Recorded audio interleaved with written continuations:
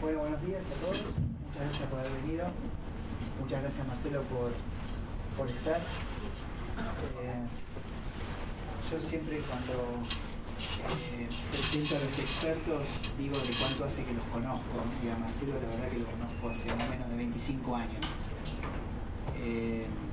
Estábamos juntos en el Sanatorio Güemes, hacía guardia, ¿te acuerdas? Sí, claro. Yo era fellow de infectología y la verdad que siempre tengo una opinión excelente de él y estoy muy orgulloso que Marcelo esté acá.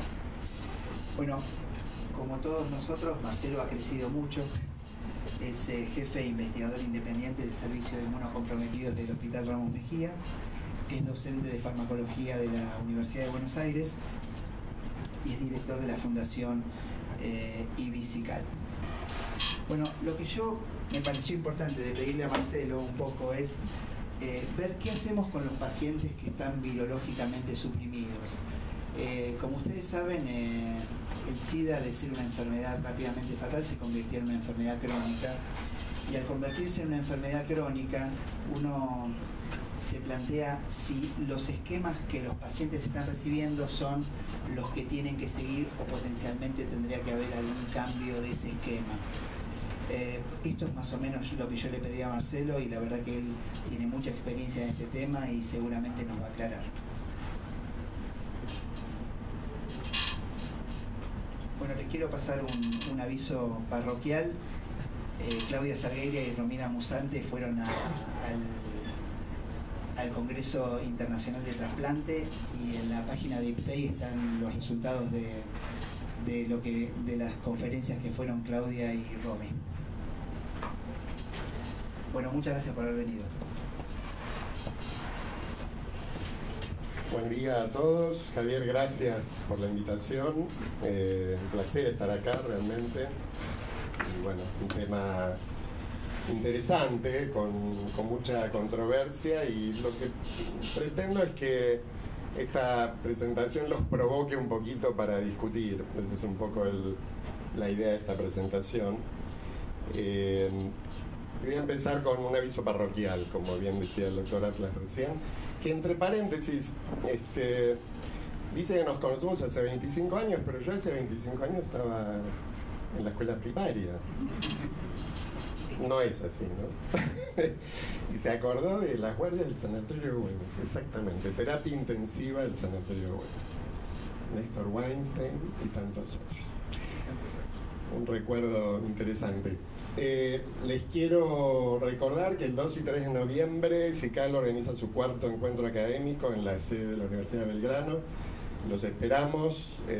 Va a ser un encuentro muy interesante con gente experta de Europa, Australia, Brasil. Tenemos un curso precongreso el primer día sobre epidemiología y análisis de datos, que para aquellos que estén trabajando en análisis propios de datos, realmente les recomiendo que lo tomen.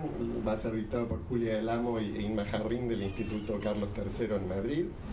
Así que bueno, los esperamos. En la página de CICAL tienen toda la información.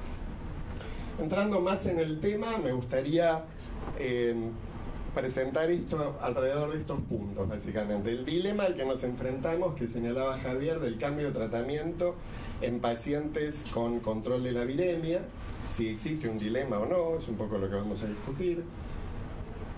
¿Para qué y por qué cambiar? ¿Cuáles son las razones que nos llevan a cambiar el tratamiento en esos pacientes que están bien controlados? ¿Por qué no cambiar? En todo caso, también es interesante saberlo. Y vamos a presentar algunos casos de la vida real para discutir algún nivel de evidencia que está disponible para respaldar algunas decisiones. Y vamos a concluir y espero que podamos establecer algún nivel de diálogo y preguntas. Los últimos años se han caracterizado por un incremento creciente en el número de pacientes nuevos que acceden a los centros y de sobrevida prolongada en pacientes que ya vienen tratados en los centros. Me comentaba Javier el número de la cohorte de IPTEI en este momento, que es enorme, como la de otros centros importantes.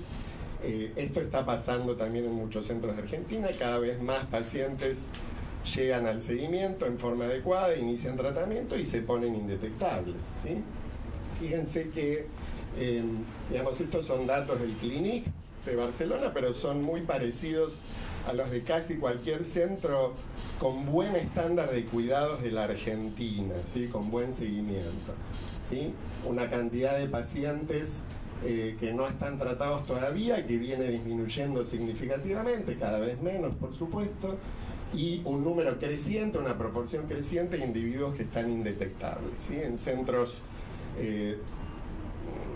reconocidos y bien organizados de la Argentina, esto está por encima del 80% en este momento en aquellos que tienen la información más o menos bien organizada. Es decir, que esto nos está sucediendo más o menos a todos. Entonces, nos enfrentamos a un dilema, ¿sí? Que yo lo quiero plantear en estos términos. Digamos, este es el clásico comprimido de tenofovir, emtricitabina, efavirenz en su forma original. Hay genéricos, no importa el nombre comercial. Y digamos, estamos presenciando una creciente información que nos induce a pasar a una proporción importante de estos individuos que están tratados en primera línea con esto, a esquemas nuevos, por ejemplo este, que incluye a un inhibidor de integrasa también en un solo comprimido, en una sola toma diaria. Y también vamos a tener una importante cantidad de información y una creciente presión próximamente con pasar a pacientes que están recibiendo tenofovir y otras asociaciones a TAF, ¿sí? Todavía TAF no está disponible, pero falta muy poquito para que esté disponible como droga individual. Está disponible en una combinación ya en la Argentina. Entonces, ¿este es realmente un dilema o no? O sea, hay características que hacen que algunos de estos pacientes tengamos que rotarlos, tengamos que cambiarles el tratamiento. Entonces, si les parece, quisiera ser crítico en términos de información que está circulando y que tenemos que leer con oídos bien críticos acerca de la píldora mágica, ¿sí? Que es esta y tantas otras, no es la única, hay otras píldoras mágicas también ahí dando vueltas. Una vez al día, extremadamente cómodo para el paciente, prácticamente sin toxicidad, digamos, cuando uno lee la bibliografía, prácticamente son drogas que se han aprobado sin generar efectos adversos que las caracterizan. Y más aún, drogas que el discurso básicamente indicaría que no generan resistencia, un concepto que va enteramente en contra de la actividad antiviral en sí. Ustedes saben que para describir la actividad antiviral de un compuesto in vitro, que es el primer paso, es sine qua non la condición de inducir resistencia. Si no hay resistencia, no hay actividad antiviral, ¿sí?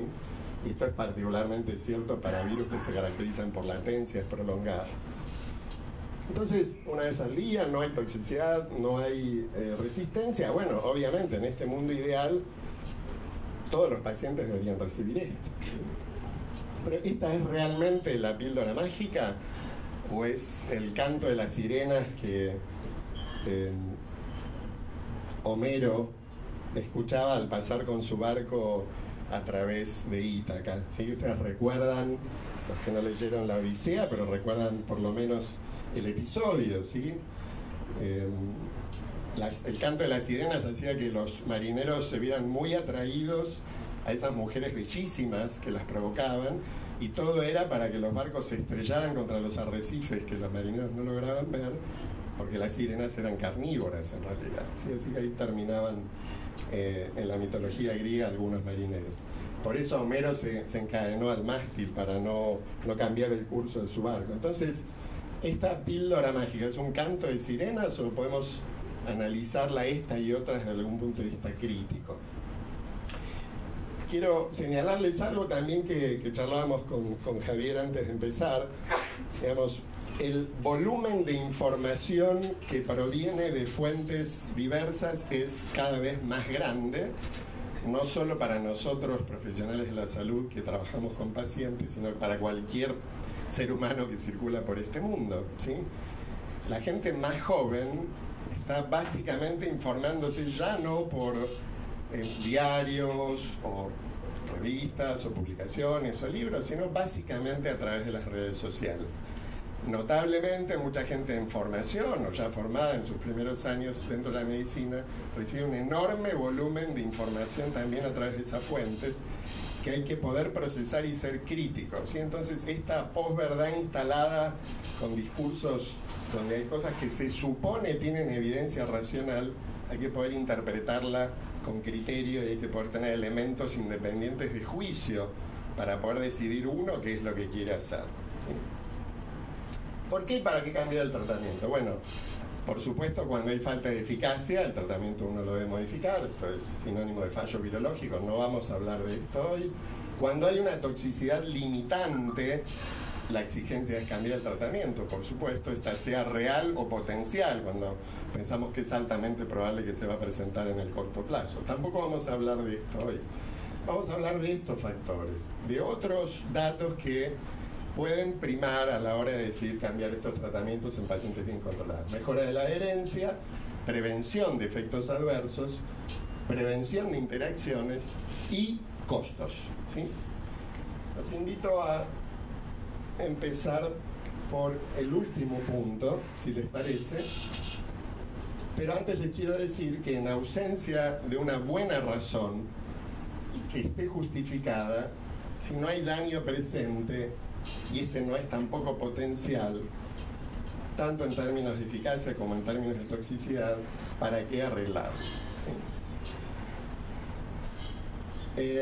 Es importante que revisen este manuscrito, si pueden, es extremadamente útil. Es un paper que publicó Andrew Carr, Jennifer Hoy y Anton Posniak en PLOS Medicine hace algunos años. En el título habla de la ética de los trials que producen switch.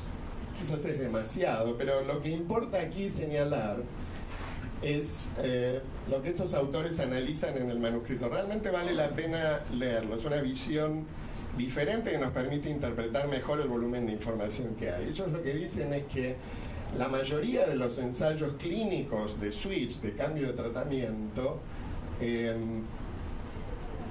básicamente se realizan con un diseño de no inferioridad, ¿sí? Entonces ellos plantean que en pacientes que están bien controlados y no tienen una causa concreta para modificar el tratamiento, aunque sea potencial, realizar un diseño de no inferioridad potencialmente a lo único que expone al paciente es a un riesgo mayor, si eventualmente lo hay, a una interacción nueva e incluso a pérdida de la eficacia, ¿sí? Allí analizan varios manuscritos importantes y los critican, así que les recomiendo fuertemente que lo revisen. Vamos a empezar por el último punto que es el más simple, el tema de costos. Cuando uno decide modificar el tratamiento debido al tema costos. Y aquí el punto central es que para poder tomar estas decisiones, en la mayoría de nuestro medio esto no se lleva adelante, requiere que uno esté vinculado por lo menos con el injerenciamiento del pagador para tomar estas decisiones, ¿sí? Dicho de otra manera, tanto en el ámbito privado como en el ámbito público, tomar una decisión individual para reducir costos no genera ningún tipo de beneficio real, ¿sí? Esa decisión queda perdida en un enorme globo que no tiene ningún impacto. Si uno está vinculado al gerenciamiento del pagador, como ocurre en algunas unidades en hospitales europeos o americanos, donde digamos la institución se hace cargo de pagar un porcentaje importante de los tratamientos, especialmente aquellos más complejos, uno puede tomar estas decisiones.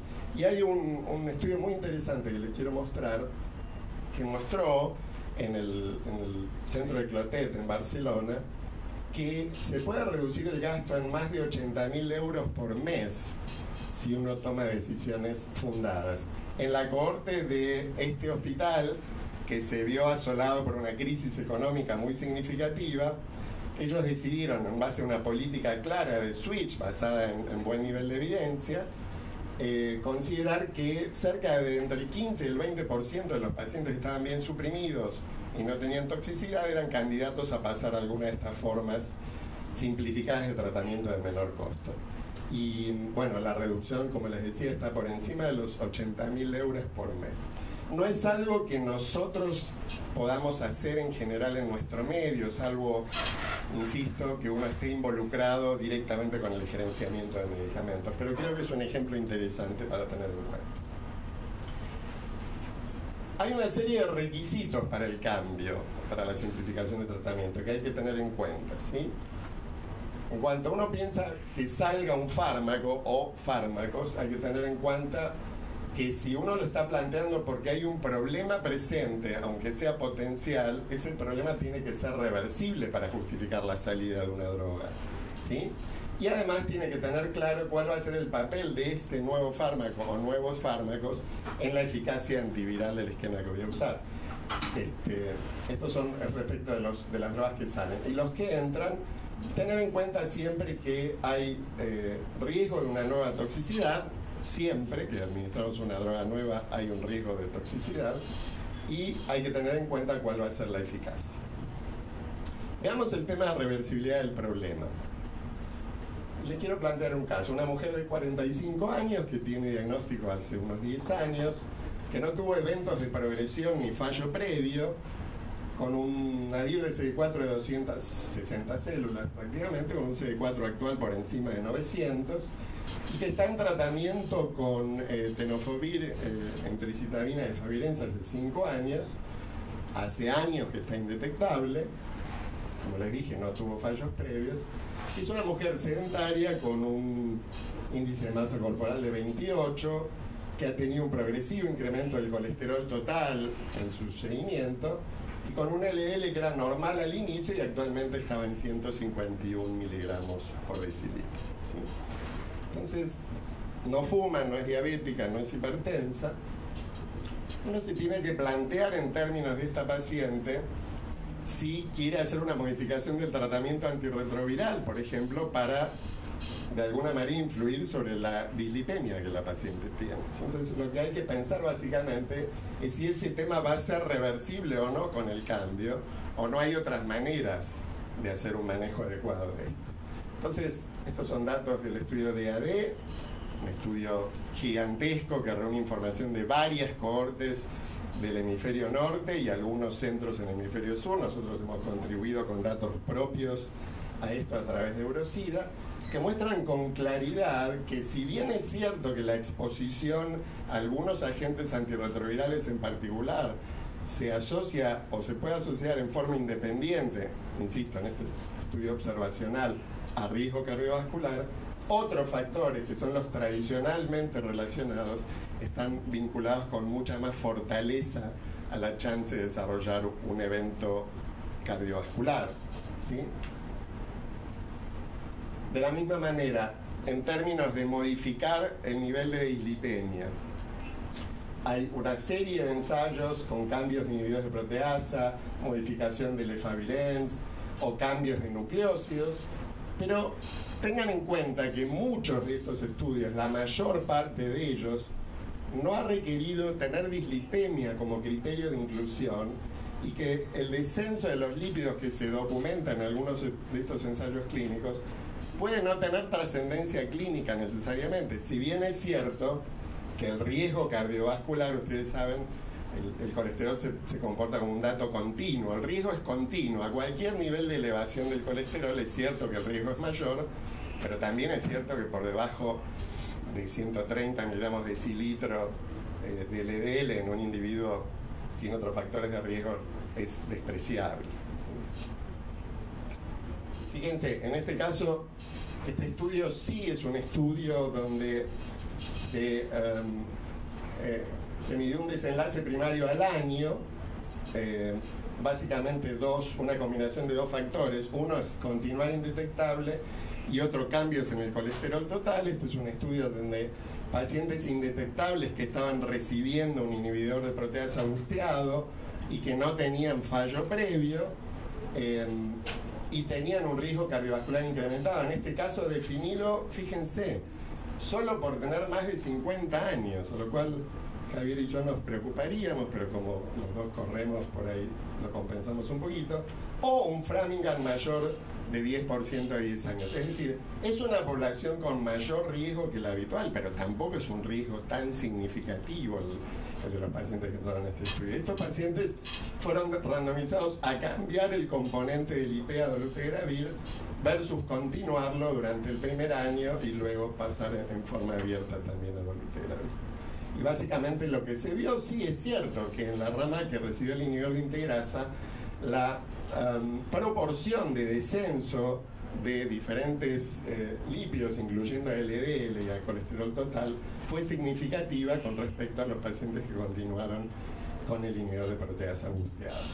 Y además, desde el punto de vista de la eficacia, como era lógico a pensar, son individuos que no habían tenido fallo previo, no hubo problemas. Esta es una decisión, es una información lo suficientemente útil como para decidir rotar el tratamiento en esta paciente. Es una buena pregunta que nos podemos tratar de contestar. O bien ponerle tratamiento con rosuvastatina a esta paciente que está tolerando bien su tratamiento antirretroviral, no es una medida mucho más simple de tomar.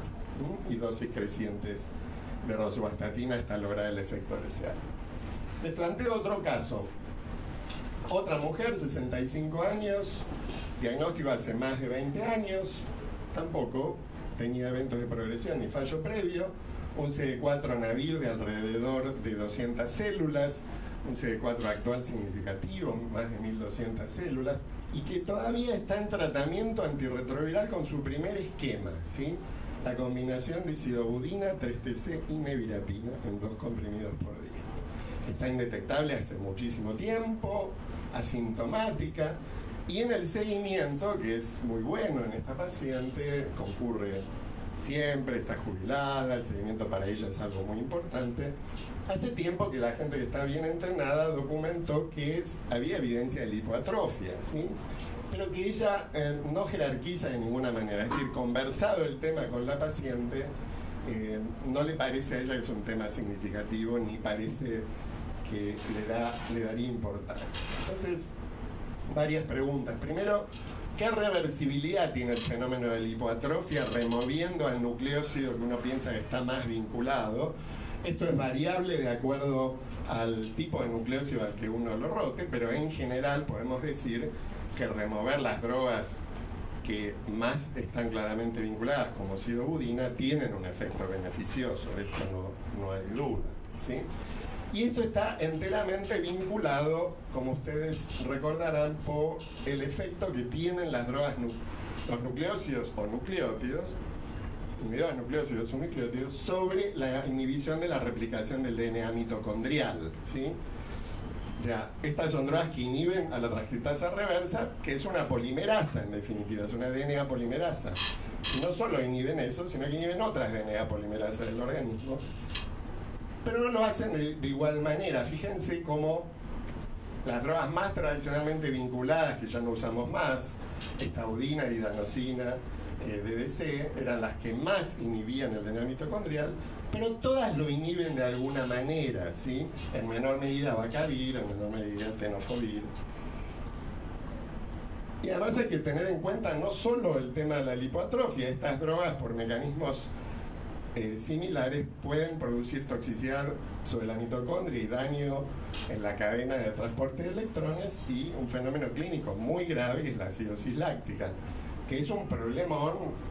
Seguramente todos han visto alguna a esta altura de su carrera, básicamente porque la clínica es inespecífica, es difícil de sospechar, y cuando se presenta hay poco tiempo para actuar, ¿sí? Porque el daño mitocondrial tiene una latencia muy prolongada y cuando empieza a aparecer ya se ha producido un daño enorme sobre el pool de DNA mitocondrial. Entonces, quiero recordarles, especialmente a los más jóvenes que por ahí no han visto tanto de esto, que a pesar de que el tenofovir, el abacavir, son drogas que inducen este fenómeno con una frecuencia muchísimo menor que las que usábamos antes, continúan siendo responsables de este fenómeno, ¿sí? Es decir, que uno puede continuar viendo en el mundo con tenofovir, en el mundo con abacavir, este cuadro clínico. No desapareció.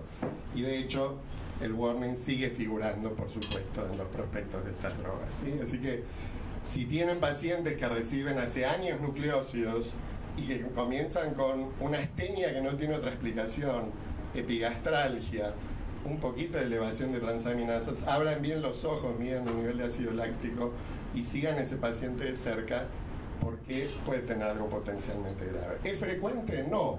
Digamos, estamos hablando de un fenómeno que se da en menos del 1% de la población. En todo caso, en esta paciente que comentábamos hay dos buenas razones para intentar inducir el retiro de sidobudina, una droga que ya no utilizamos en primera línea de tratamiento y tratamos de no utilizar en ninguna línea. Pero la paciente no quiere. Esto sucede también y forma parte de la realidad.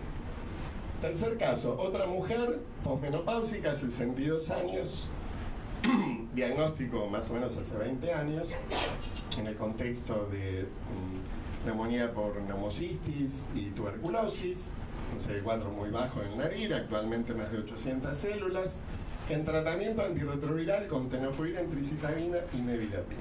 ¿Sí? Esta paciente está también indetectable hace muchos años, con un excelente seguimiento, no volvió a tener eventos, no falló, está actualmente asintomática y tiene una disminución de la masa mineral ósea en la densitometría que viene no acelerándose, pero sí incrementándose en los controles anuales que tiene esta paciente, que recordemos es posmenopáusica. Entonces, primer punto, ¿cómo es el tema de tratamiento antirretroviral y mineralización ósea? Hay que recordar que cuando un paciente naive empieza tratamiento antirretroviral, cualquiera sea este, hay un descenso en la densidad mineral ósea, y esto está bien documentado para prácticamente cualquier esquema antirretroviral, incluya o no incluya tenofovir, ¿sí? Este descenso inicial, que como les digo, está vinculado al descenso abrupto de la replicación viral, luego se estabiliza. Y puede o no profundizarse, ahí sí de acuerdo a los agentes que estemos usando, donde tenofovir es una droga que está asociada a disminución de la densidad mineral ósea más persistente, al igual que los inhibidores de proteasa busteados, ¿sí? Lo que ocurre es que hay cierta controversia acerca de qué riesgos adicionales trae esta disminución de la densidad mineral ósea. En definitiva, se va a caracterizar por un fenómeno clínico de fracturas, fracturas pasivas, ¿sí o no? Y eso hay controversia todavía. Y en este sentido, ¿cuál es el rol del TAF o del abacavir? ¿Sí? Si pueden tener algún rol. Entonces, fíjense, alguna evidencia al respecto. Estos son datos de la cohorte francesa, un subestudio del ANRS, donde esto es un casos y controles sobre la cohorte observacional francesa, donde básicamente, lo que hicieron fue evaluar el riesgo de fracturas no traumáticas durante un periodo de 10 años asociadas al tratamiento antirretroviral en base a los datos que capturan prospectivamente en esos pacientes, ¿sí? Los casos fueron los pacientes que tuvieron fracturas no traumáticas y los controles, pacientes que fueron seleccionados al azar del resto de la base de datos. Interesante, este número, en general en casos y controles uno al menos toma 2 pacientes por cada caso, incluso cuantos más controles tenga mejor, ¿no? No sabemos por qué esto fue así, pero en todo caso tengan presente que en este tipo de estudios observacionales no parece haber un vínculo claro de la administración de esquemas que reciben tenofovir al riesgo de fracturas, ¿sí? Entonces la evidencia continúa siendo controvertida. A veces uno se plantea en estos pacientes si rotar el tratamiento antirretroviral o tomar algún otro tipo de medida. Estos pacientes, una mujer posmenopáusica de esta edad, va a ser vista por este tema por su especialista en el manejo de su patología ósea, sea un endocrinólogo, sea un ginecólogo. Y seguramente van a querer o no utilizar agentes reabsortivos. En este caso hay poca información y por eso les traigo estos datos que se presentaron este año en JAS. Es el primer estudio que compara el uso de, en este caso, ácido solidrónico en pacientes que venían recibiendo tenofovir, esquemas que incluían tenofovir, agregar este agente versus rotar el tratamiento antirretroviral. Y bueno, fíjense, estos son datos interesantes porque lo que muestran esencialmente es que en este caso el tratamiento en sí de la osteoporosis, en este caso con el zoledrónico, hay otros agentes, produjo una mejoría más significativa en la densidad mineral ósea. ¿Quiere decir que hay que empezar a usar esta droga? No quiere decir eso. Estos son datos a 24 semanas. Pero sí es información nueva que tenemos que tener en cuenta. Porque es probable que, igual que en el manejo de la dislipemia, es posible que algunos agentes no sea necesario rotarlos y sí tratar directamente el fenómeno cuando está indicado. Es decir, el impacto clínico que va a tener el manejo de la comorbilidad seguramente va a ser mayor que nuestra pequeña decisión de rotar el tratamiento antirretroviral con la fantasía de que van a tener un beneficio clínico los pacientes. Entonces, bueno, les comentaba al principio, la información con TAF es extraordinaria. Les invito a que googleen Viriad, ¿sí? Cuando quieran, y vean a qué página lo lleva Google. Ustedes googlean hoy Viriad o tenofovir y lo lleva a la página de TAF. Es extraordinario. Ahí estamos hablando de cómo se maneja la información. No es que se vence a la página, hay un lugar donde uno la puede cerrar y atrás de eso todavía está la información de tenofovir. Pero vemos, la presión va a ser enorme y está siendo enorme. Y tiene que ver con varias cosas, entre ellas con esto. Es una droga con un perfil muy interesante. Digamos, estamos dando directamente niveles mejores de tenofovir intracelulares y menor exposición extracelular, y por lo tanto las chances de alguna de las toxicidades del tenofovir parecen haberse disminuido. Coincide en el momento en el cual la droga está perdiendo su patente en el hemisferio norte, pero esto es solo una casualidad. Fíjense, hay una serie enorme de estudios que muestran que hay mejoría en biomarcadores renales y óseos que veremos si se traducen en beneficio clínico en el futuro al rotar pacientes que están recibiendo tenofovir y tienen algún nivel de daño a TAF, ¿sí? En cualquiera de sus formas. Hay un estudio más concreto que mide la disminución del cambio de la densidad mineral ósea tanto en columna como en cadera al rotar a pacientes que venían recibiendo tenofovir a TAF, donde se ve una mejoría, un detenimiento en el descenso de la disminución mineral ósea y un progresivo incremento. Esto va a tener repercusión clínica en el futuro. Bueno, no lo sabemos, como tampoco sabíamos, como comentábamos antes, si esta droga, tenofovir, está o no asociada a mayor chance de producir fracturas. Otra mujer, 44 años, diagnóstico hace más de 15 años, un episodio de neumonía por neumococo en el primer año del diagnóstico, nadir de CD4 245, actualmente más de 1000 CD4, en tratamiento antirretroviral con tenofovir, FTC, efavirenz en una toma diaria, indetectable desde hace años, antecedentes familiares de suicidio, su madre se había suicidado, y ella con una historia relativamente reciente, años después de conocer su diagnóstico de HIV, de una depresión reactiva a la muerte violenta de su pareja heterosexual de ese momento. En este momento está asintomática. Ese episodio de depresión tuvo un curso razonable vinculado a esa tragedia.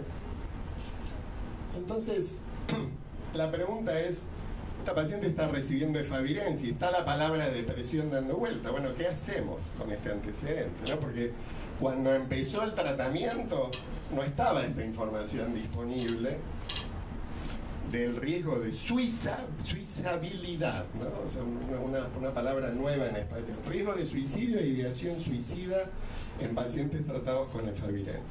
Este es un pool de datos de todos los pacientes que participaron de ensayos clínicos en la red ACTG, donde analizando individuos que recibieron o no recibieron efavirenz en sus esquemas, el riesgo relativo, el hazard ratio en definitiva es un riesgo relativo de padecer ideación suicida o suicidio y concretarlo, fue mayor en individuos que recibían efavirenz. El riesgo absoluto de que este fenómeno suceda es muy bajo. Fíjense, 47 eventos en más de 5.000 pacientes, 15 eventos en casi 4.000 y pico de pacientes. Es decir, un evento de riesgo absoluto muy bajo, donde un estudio que básicamente es un análisis de cohortes muestra una asociación. ¿Esto tiene impacto? ¿No tiene impacto? Luego se acumuló más información en este sentido y está hoy claro que en pacientes que tienen antecedentes de depresión no reactivas, de enfermedad depresiva, que han requerido tratamiento particularmente, pensar en utilizar el Favirenz no parece una buena idea. Ese grupo claramente tiene un riesgo mayor de intentar suicidarse en cualquier momento de su evolución, ¿sí? Último caso, una mujer de 35 años, con diagnóstico desde hace 6 años, alrededor de 300 CD4 Anadir, 600 CD4 actual, también en tratamiento con tenoentricitabina de Favirenz, indetectable desde el inicio del tratamiento, consulta por un test de embarazo positivo con una edad gestacional estimada de 10 años. De 10 semanas, perdón. Estaba grande ya, estaba en la primaria. Bueno, y aquí tenemos el tema de qué hacer. Tenemos un embarazo, una paciente que está recibiendo de Favirenz, qué nivel de evidencia tenemos en este sentido, qué podemos hacer en el medio local. Ha circulado bastante información, seguramente la conocen, en el último año y medio, acerca de riesgos potenciales con la exposición a dolutegravir, ¿sí? Y fíjense, este es un estudio muy importante que se presentó ahora en IAS. Es un estudio de cohorte prospectivo también, no es un estudio randomizado, es un estudio donde pacientes embarazadas en Botsuana comenzaron tratamiento antirretroviral recibiendo esquemas con tenofovir o dolutegravir con los mismos nucleósidos. Fíjense el número, estamos hablando de más de 5.000 pacientes, ¿sí?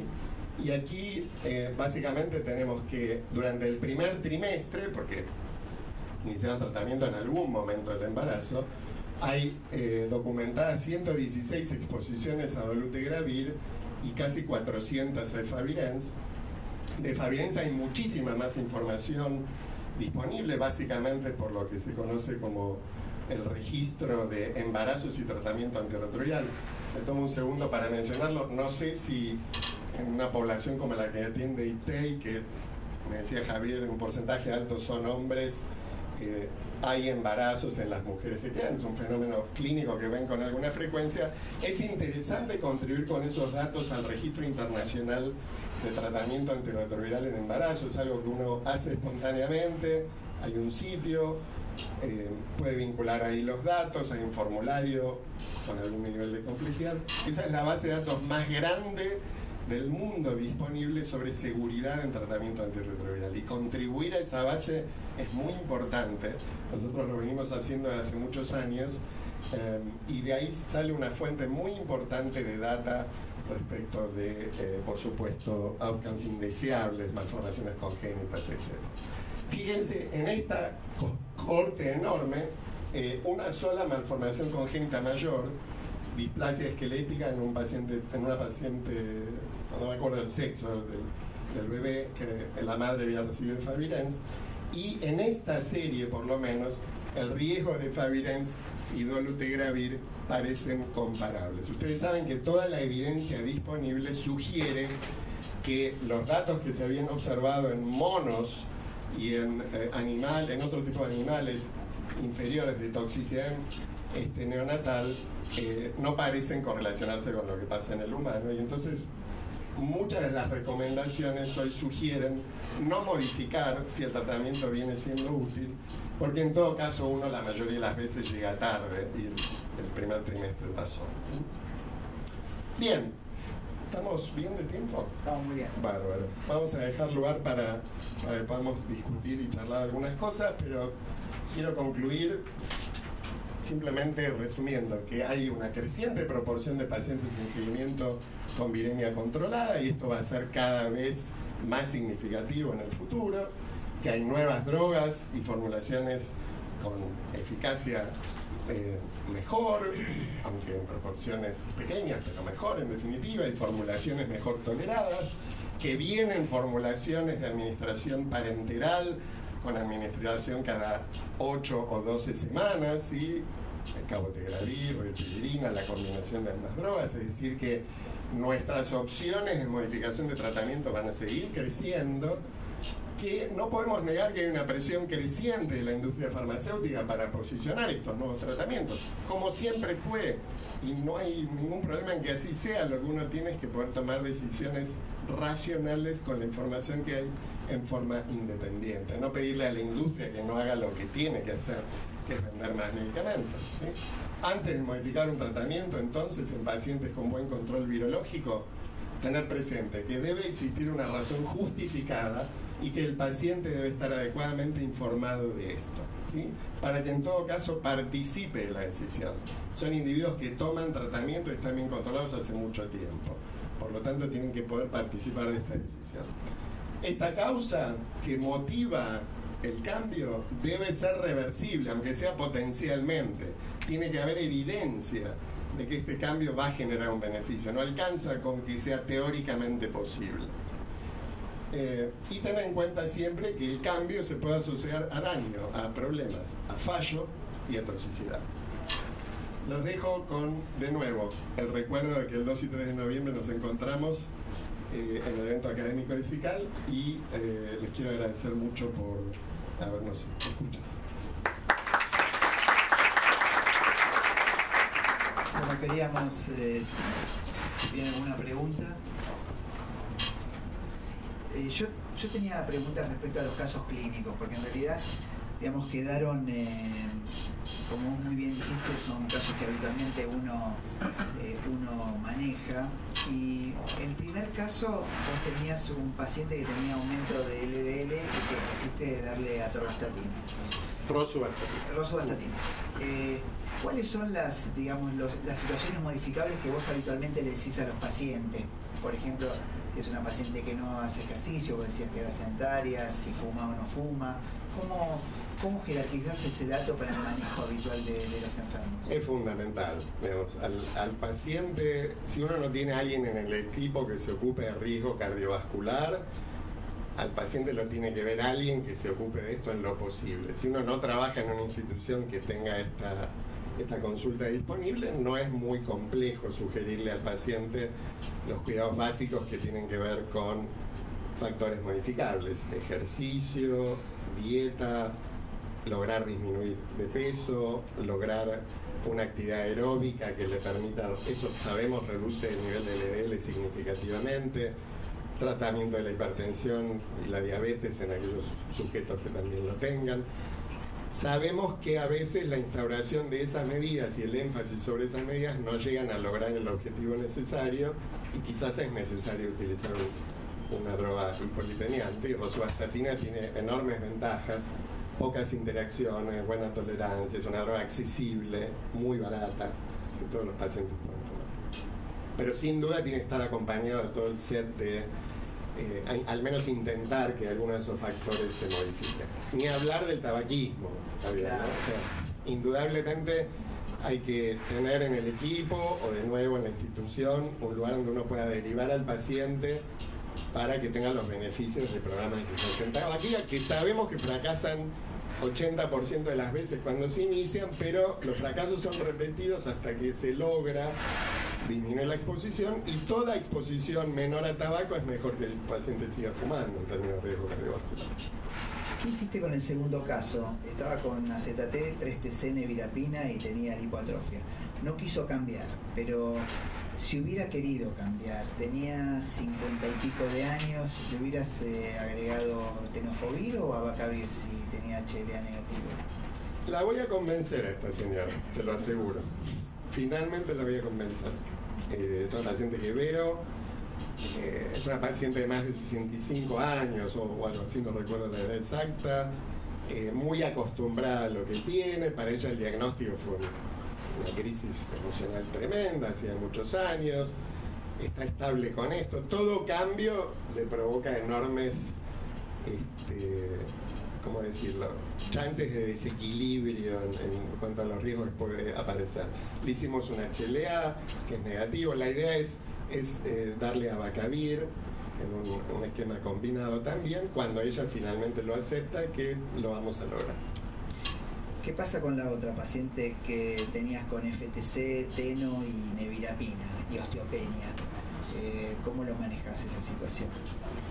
Bien, es un tema sumamente interesante. Ella, no pusimos los datos ahí, pero tiene una creciente disminución de la densidad mineral ósea y tuvo un episodio de fractura. No lo mencioné porque en ese caso es mucho más claro el rol del tratamiento reabsortivo y de reemplazar sí el tenofovir, porque si bien es cierto que en estos estudios de cohorte la asociación puede no parecer tan clara, es la única droga que parece más vinculada a niveles de proteínas asociadas. Entonces parece muy razonable quitarle el tenofovir y rotarla por otros nucleósidos como abacavir, por ejemplo.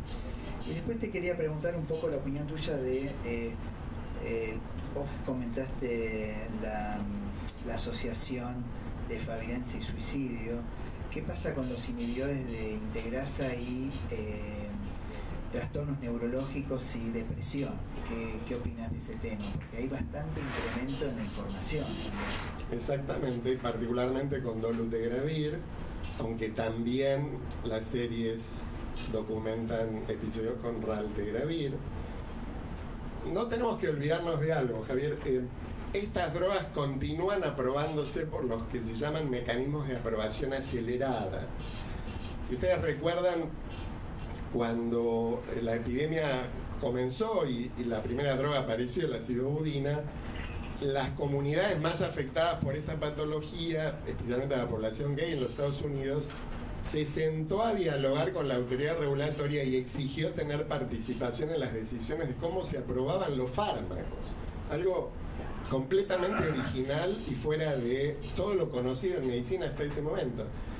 La autoridad regulatoria de los Estados Unidos, la FDA, modificó sus normas y creó esto que se llaman mecanismos de aprobación acelerada, por lo cual primero los antirretrovirales, pero actualmente muchas drogas antineoplásicas y algunas que se utilizan en patología autoinmune, se aprueban, se ponen en el mercado bastante rápidamente, sin la exigencia de información sobre datos con puntos finales clínicos. Pedirle a un antirretroviral que modifique generar evidencia de modificación de la sobrevida hoy parece un despropósito. Entonces se usan biomarcadores para esto. Esto lo que generó fue que, por un lado, un enorme beneficio para la comunidad afectada, más tratamientos, más drogas puestas rápidamente en el mercado para esos pacientes que se morían. Pero por otro lado, esas drogas salen al mercado con un nivel de conocimiento sobre su toxicidad muy limitado. Los ensayos son máximo 48 semanas. Entonces, ¿qué quiere decir esto? Que la toxicidad de mediano y largo plazo la describen todos ustedes ahora cuando ven esos pacientes. Por eso empiezan a aparecer ahora los fenómenos de toxicidad neurológica vinculadas a unidades de integrasa que no se vieron en los ensayos clínicos comparativos. Y esto va a seguir sucediendo. La lipoatrofia, la lipodistrofia, fueron fenómenos que se describieron con las drogas, particularmente al principio de niveles de proteasa y luego con núcleos, con las drogas en el mercado. Ningún ensayo clínico había mostrado redistribución de la grasa corporal. Así que esto, para ustedes que practican esta medicina y ven a estos pacientes, es esencial que lo tengan claro. Es esencial que entiendan que esta píldora mágica también va a tener toxicidad en el futuro y que esto abramos mucho los ojos al respecto. En el caso de la paciente, esta paciente inició un tratamiento con reabsortivos indicado por el endocrinólogo. ¿Alguna otra pregunta? Esto de la aprobación acelerada también se puede ver en algunas otras, con algunos otros fármacos, no solamente con los antirretrovirales. La trofloxacina creo que fue un caso bastante similar, que salió en todo el mundo, fue el boom de Pfizer, era el matatodo, y en realidad así fueron como salieron los pacientes, después cuando se puso en el mercado. Sí, más de 10 trasplantes hepáticos. Por eso, claro, la tuvieron que sacar. Es decir, había otros anteriores, la temafloxacina creo que era, de Bayer, también fue caso similar. Yo lo quería, había mucha gente joven, lo que quisiera hacer, realmente me pareció excelente, la disertación, porque es un tema muy complejo. Es decir, en realidad, sobre todo para la gente joven, es decir, yo creo que como se llama así que la reflexión es que lo que vos, digamos, muchas de las cosas que vos dijiste son ensayos clínicos. Es decir, son en realidad diferentes a la vida real. Y la verdad es que, como se llama así, que asociado a estas cosas, a estas aprobaciones aceleradas, es decir, yo realmente soy tan jovato, es decir, que llegué a usar en el 87 silobudina a 12 comprimidos por día. Traíamos, es decir, yo trabajaba en una entidad que la traía, valía